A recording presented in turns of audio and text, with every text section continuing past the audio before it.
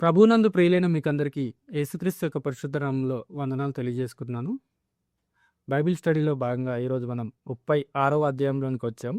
ఆదికాండము 36వ అధ్యాయం. అయితే ఈ 36వ అధ్యాయం మొత్తం ఏదోము యొక్క వంశావళి మొత్తం రాసిందనమాట. అంటే యాకోబు అనే ఏశావు ఉన్నాడు కదా! ఆ ఏశావు గురించిన వంశావళి మొత్తం రాసింది తప్ప ఇందులో చరిత్ర ఏం లేదు. అంటే వాళ్ళ మూల పురుషులు ఎవరు, వాళ్ళు సంతానం తర్వాత ఎలా అభివృద్ధి చెందింది, వాళ్ళలో ఎవరెవరు రాజులయ్యారు, ఏం జరిగింది అనేది ఆ యొక్క వంశావళి గురించి పూర్తిగా రాయబడిందనమాట 36వ అధ్యాయం. కాబట్టి ఎవరికైనా ఆసక్తి ఉంటే ఆ వంశావళి గురించి తెలుసుకోవాలనుకుంటే మీరు 36వ అధ్యాయాన్ని చదవండి. మనం డైరెక్ట్‌గా 37వ అధ్యాయంలోనికి వెళ్ళిపోదాం. యాకోబు తన తండ్రి పరదేశిగా ఉండిన కానాన్ దేశంలో నివసించెను. యాకోబు వంశావళి ఇది. యోసేపు 17 ఏండ్ల వాడై తన సహోదరులతో కూడా మందను మేపుచుండెను.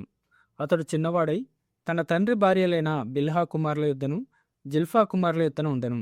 అప్పుడు యోసేపు వారి చెడుతను గూర్చిన సమాచారము వారి తండ్రి యొద్దకు తెచ్చుచుండువాడు.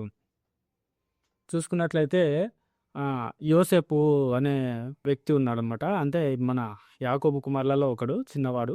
అతనికన్నా చిన్నవాడు ఇంకొకడు ఉన్నారు, బెన్యామీను. అయితే యోసేపు ఉన్నాడనమాట. ఈ యోసేపు ఏం చేస్తాడంటే ఈ అన్నదమ్ములతో కలిసి ఉండేవాడు. ఈ అన్నదమ్ములు చేసిన చెడు పనులు ఏవైతే ఉన్నాయో, వాళ్ళు పొలంలో కానీ బయట కానీ ఏవైనా తప్పులు చేసినా కూడా, ఏదైనా మిస్టేక్ చేసినా, ఏదైనా సరే వాళ్ళు చేసే పనులన్నీ తీసుకొని వచ్చి, చిన్నపిల్లలు ఎక్కువ శాతం ఏం చేస్తుంటారంటే బయట ఏం జరిగాయో తీసుకొని వచ్చి వాళ్ళ తల్లికి తండ్రికి ఆసక్తిగా చెప్తుంటారు. మన చిన్నపిల్లలనైనా గమనించండి, ఇళ్ళల్లో పిల్లలనైనా వాళ్ళు స్కూల్కి వెళ్ళిన తర్వాత, లేదంటే బయటికి వెళ్ళిన తర్వాత మా ఫ్రెండ్స్ ఇలా అన్నారు, లేదంటే స్కూల్లో ఈ విధంగా జరిగింది, వాళ్ళకు ఇంకా షేర్ చేసుకోవడానికి ఎవరుంటారు చిన్నపిల్లలకి, వెంటనే వచ్చి పేరెంట్స్కి చెప్తారు కదా. ఆ విధంగా కూడా యోసేఫ్ వచ్చేసి ఎక్కువ శాతము బయట జరిగిన విషయాలన్నీ ఇక్కడ చెప్పేవాడు అన్నమాట. ఎవరికి? తండ్రికి చెప్పేవాడు. యోసేపు ఇశ్రాయేలు వృద్ధాప్యమందు పుట్టిన కుమారుడు గనుక తన కుమారులందరికంటే ఎక్కువగా అతన్ని ప్రేమించి అతని కొరకు విచిత్రమైన నిలువుటంగి కుట్టించెను.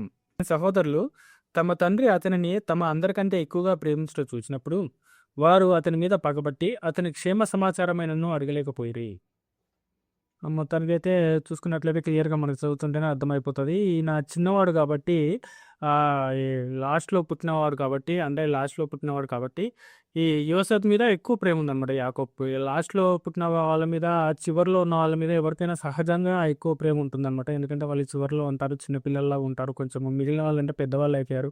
వాళ్ళ పనులు వాళ్ళు చూసుకోగలరు, వాళ్ళ పనులు వాళ్ళు చేసుకోగలరు. చిన్న పిల్లలకి ఏంటంటే ఇంకా అప్పటికే లోకం అంటే ఏంటో తెలీదు. వాళ్ళు పూర్తిగా ఎలా బతుకుతారో ఏంటో, మనం ఉన్నంత వరకే వాళ్ళని చూసుకోవాలి కదా అని చెప్పేసి సహజంగా ఎవరికైనా సరే చిన్నవాళ్ళ మీద ప్రేమ ఎక్కువ ఉంటుందన్నమాట. ఆ విధంగా కూడా యాకోబుకు ఈ యోసేపు మీద ప్రేమ ఎక్కువ అనమాట. దానివల్ల ఏం చేశాడంటే ఒక మంచి అందమైన డ్రెస్ కుట్టించాడనమాట. ఎవరికి? యోసేపుకు యాకోబు మంచి అందమైన డ్రెస్ కుట్టించాడు.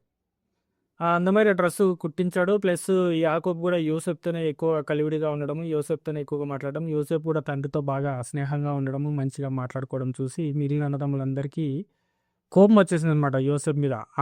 మా తండ్రేమో మమ్మల్ని పట్టించుకోవట్లేదు, ఈ యోసేపునే పట్టించుకుంటున్నాడు. ఇక అంటే పెద్దవాళ్ళు అవుతారు గానీ కొంచెం అప్పుడప్పుడు బుర్ర పనిచేయదనమాట. ఈ చిన్నవాడు కదా అని చెప్పేసి అతని మీద సహజంగా ప్రేమ ఎక్కువ ఉంటుంది. ఆ విధంగానే యాకోబు ప్రేమగా చూపించాడు తప్ప మరి వేరే ఉద్దేశం ఏం లేదు.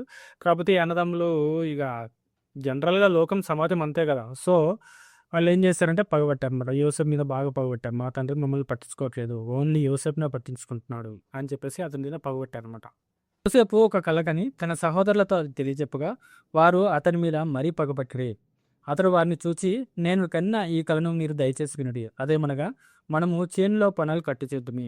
నా పన లేచి నిల్చుండగా మీ పనలో నా పనను చుట్టుకొని నా పనకు సాష్టాంగపడనని చెప్పెను.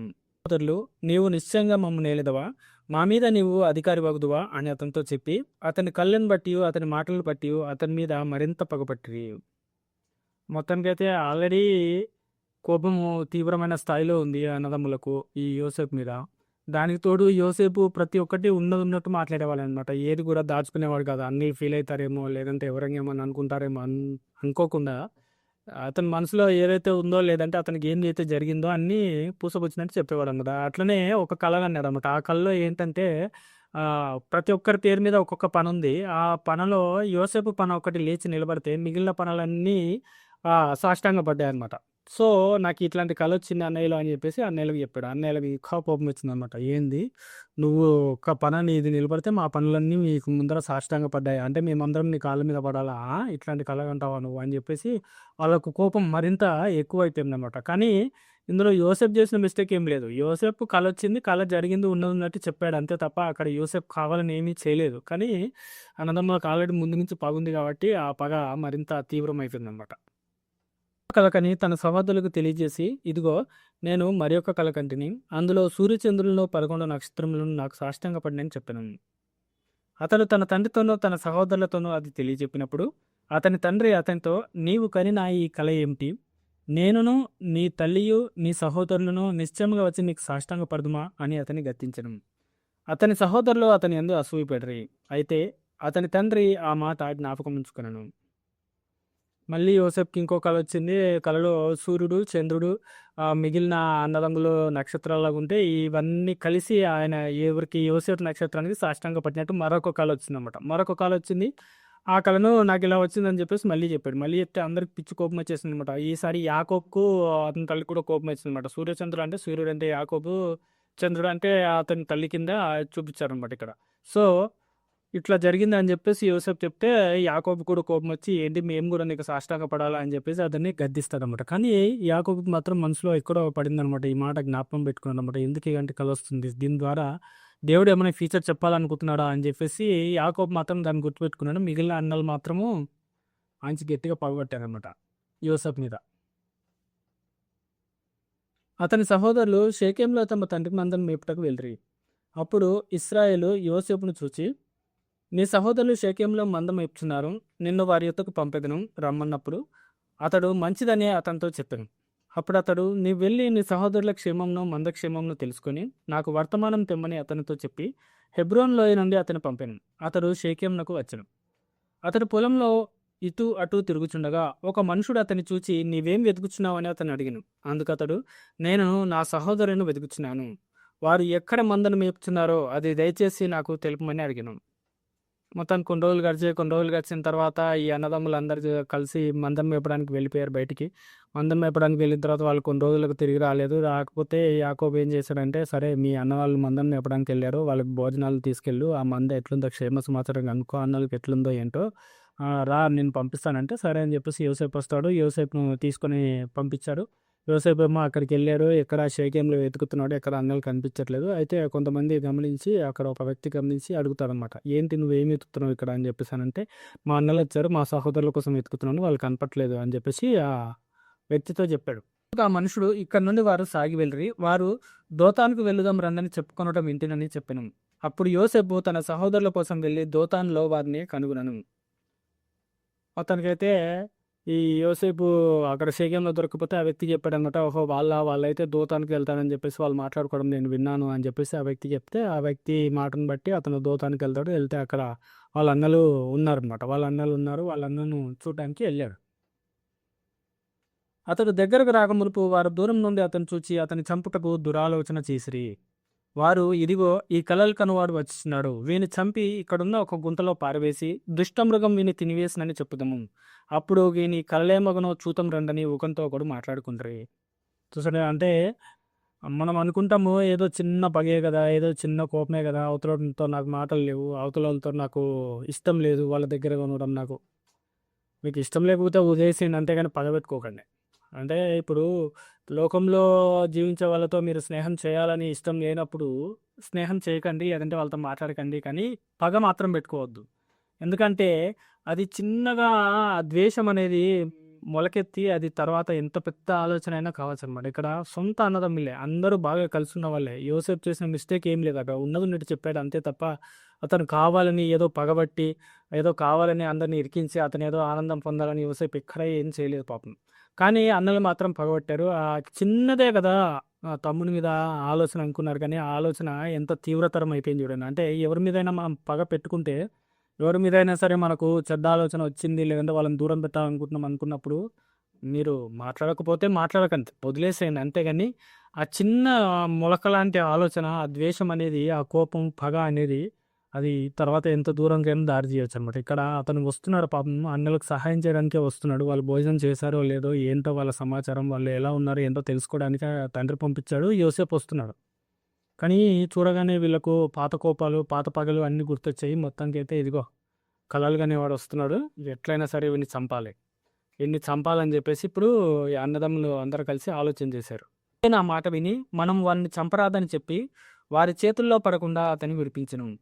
ఎట్లనగా రూబేను అతని తండ్రికి అతన్ని అప్పగించుటకై వారి చేతుల్లో పడకుండా అతన్ని విడిపింపతలచి, రక్తము చిందింపకుడి, అతనికి హాని ఏమీ చేయక అడవిలోనున్న ఈ గుంటలో అతని పడద్రోయుడని వారితో చెప్పెను. యోసేపు తన సహోదరుల యొద్దకు వచ్చినప్పుడు వారి యోసేపు అంగిని అతడు తొడుక్కొనుండిన ఒక విచిత్రమైన నిలువుటంగిని తీసివేసి అతని పట్టుకొని ఆ గుంటలో పడవేసిరి.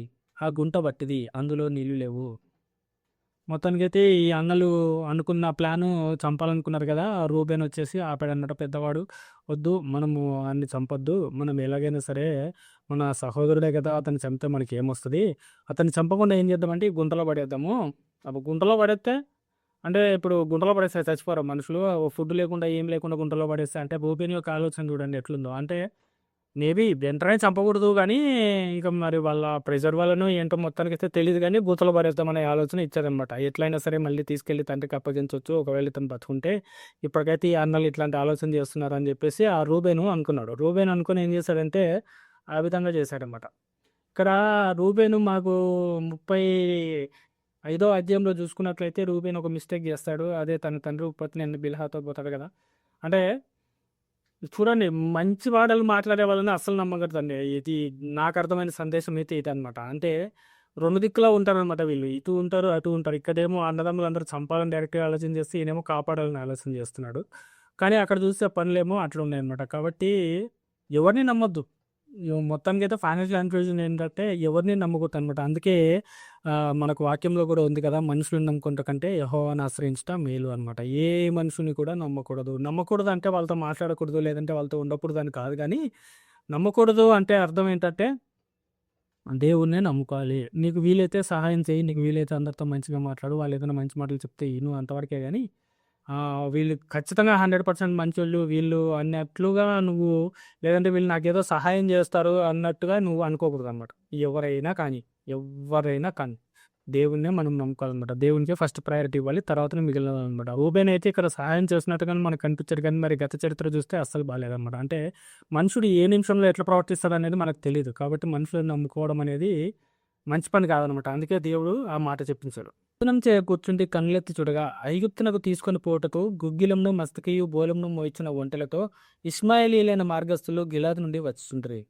అప్పుడు యూదా, మనము మన సహోదరుని చంపి వాని మరణంను దాచిపెట్టినందువలన ఏమి ప్రయోజనం? ఈ ఇష్మాయేలీలకు వాని అమ్మువేదం రండి. వాడు మన సహోదరుడు, మన రక్త సంబంధి కదా! వానికి హాని ఏమీ చేయరాదని తన సహోదరులతో చెప్పెను. అందుకతని సహోదరులు సమ్మతించిరి. మొత్తానికైతే ఇందులో కూడా మంచి వ్యాపార ప్లాన్ వచ్చేసిందనమాట. అంటే ఇప్పుడు వాడిని చంపేసి మనము తీసుకెళ్ళి యాకోబు దగ్గరికెళ్ళి అది చెప్పినందువలన మనకి ఏం ఉపయోగం వస్తది? అతన్ని చంపడం వల్ల మనకి ఏం లాభం? ఏం చేద్దాము, ఇదిగో ఆ మార్గంలో వాళ్ళు వెళ్తున్నారు కదా! ఇష్మాయేలీయులు వెళ్తున్నారు. అది ఏంటి ఐగుప్తునకు తీసుకొని పోతున్నారు ఒంటెలతోని. వాళ్ళకి అమ్మేద్దాం మనము. వాళ్ళకి అమ్మేస్తే మనకి డబ్బులకి డబ్బులు వస్తాయి. మనకు తమ్ముని బాధ వదిలిపోయినట్టుంటది. మన తండ్రిని యాకోబుకి ఏదో ఒకటి చెప్పొచ్చులే అని చెప్పేసి యూదా ఒక ఐడియా ఇచ్చాడన్నమాట. యూదా ఒక ఐడియా ఇస్తే డబ్బులు కూడా వస్తాయి కదా! సో, మిగిలిన అన్నదమ్ములందరూ ఓకే, సూపర్ అని చెప్పేసి వాళ్ళు యాక్సెప్ట్ చేశారన్నమాట. మిద్యానీయులైన వర్తకులు ఆ మీదుగా వెలుచుండగా వారు గుంటలో నుండి యోసేపును పైకి తీసి ఆ ఇష్మాయేలీయులకు 20 తులముల వెండికి అతని అమ్మివేసిరి. వారు యోసేపును ఐగుప్తునకు తీసుకొని పోయిరి. మొత్తానికైతే ఈ అమ్మేశారు. తీసేసి 20 తులముల వెండికి ఏసేశారన్నమాట. ఈ యోసేపును వీళ్ళకి అమ్మేశారు. ఇష్మాయేలీయులకు అమ్మేశారు. వాళ్ళేమో ఇష్మాయేలీయుల ఐగుప్తునకు తీసుకొని వెళ్ళిపోయారు యోసేపును. రూబేను ఆ గుంటకు తిరిగి వచ్చినప్పుడు యోసేపు గుంటలో లేకపోగా అతడు తన బట్టలు చింపుకొని తన సహోదరుల యొద్దకు తిరిగి వెళ్ళి, చిన్నవాడు లేరే, అయ్యో నేనెక్కడికి పోదుననగా వారు యోసేపు అంగీని తీసుకుని ఒక మేకపిల్లని చంపి దాని రక్తంలో ఆ అంగీ ముంచి ఆ విచిత్రమైన నిలువుటంగిని పంపగా వారు తండ్రి యొద్దకు దాన్ని తెచ్చి, ఇది మాకు దొరికెను, ఇది నీ కుమారుని అంగీ అవునో కాదో గుర్తుపట్టమని చెప్పిరి. అయ్యో!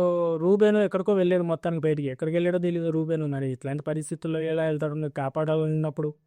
అందరూ ఇక్కడున్నప్పుడు మరి రూబేన్ ఒక్కడికి ఎక్కడికెళ్ళాడో మొత్తానికైతే ఇక్కడ రాయించబడలేదు కానీ రూబేన్ అయితే బయటికెళ్ళాడు. మొత్తానికి రూబేన్‌ను అటు నుంచి ఇటొచ్చే లోపలే ఈ సీన్ అంతా జరిగిపోయింది. యోసేపును అమ్మేశారు అన్నదమ్ములు.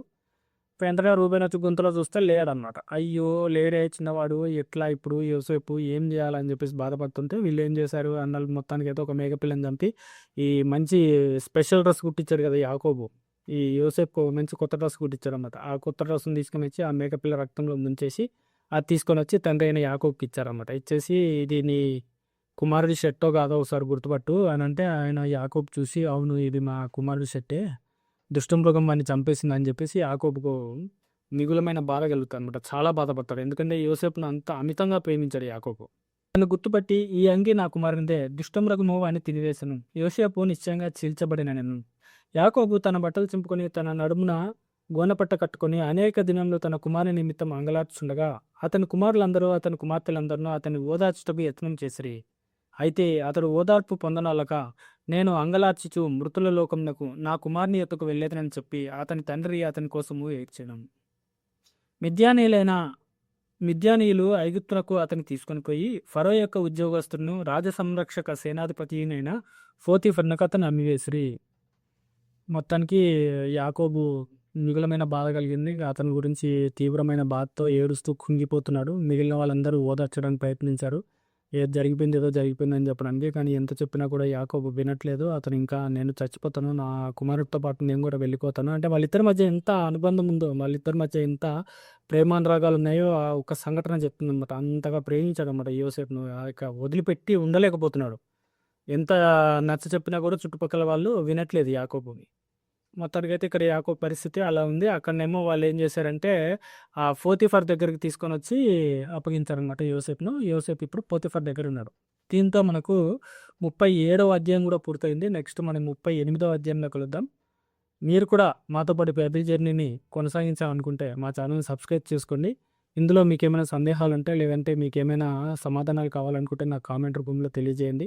నేను కూడా ఏదైనా కొత్త విషయం తెలుసుకోవాలనుకుంటే తెలుసుకుంటాను. మీరు నాకు ఏదైనా తెలియజెప్పాలనుకుంటే కూడా కామెంట్లలో తెలియజెప్పండి. లైక్ చేయండి, షేర్ చేయండి, సబ్స్క్రైబ్ చేయండి.